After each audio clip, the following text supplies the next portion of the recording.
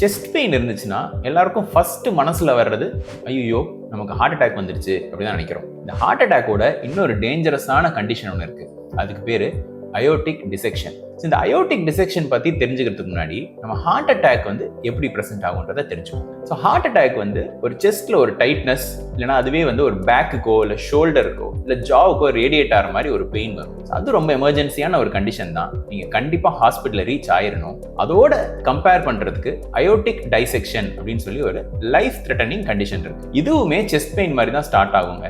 இந்த chest pain உங்க பேக்குக்கு ரேடியேட் ஆகும். ரொம்ப சிவியரா ஒரு ரிப்பிங்கா ஸ்டாபிங்கா ஒரு பெயின் இருக்கும். இந்த கண்டிஷனை நீங்க கண்டிப்பா இக்னோர் பண்ணிடக்கூடாது. ஸோ அயோர்டிக் டிசெக்ஷன்ன்றது என்னன்னா, உங்க ஹார்ட்ல இருந்து ரத்தத்தை மற்ற ஆர்கன்ஸ்க்கு கொண்டு போற ஒரு மெயின் பைப் இருக்கும். அந்த பைப்ல ஒரு டேர் மாதிரி கிரியேட் ஆகி ரத்த குழாய்க்குள்ள ரத்தம் வராம ரத்த குழாயை விட்டு வெளியே ரத்தம் கலெக்ட் ஆகும். இது கொஞ்சம் கொஞ்சமா உங்க ஆர்கன்ஸுக்கு போற எல்லா பிளட் சப்ளையும் கட் பண்ணி. ஸோ ஹார்ட் அட்டாக் மாதிரி இந்த அயோர்டிக் டிசெக்ஷனையும் கண்டிப்பா இக்னோர் பண்ணிடக்கூடாது.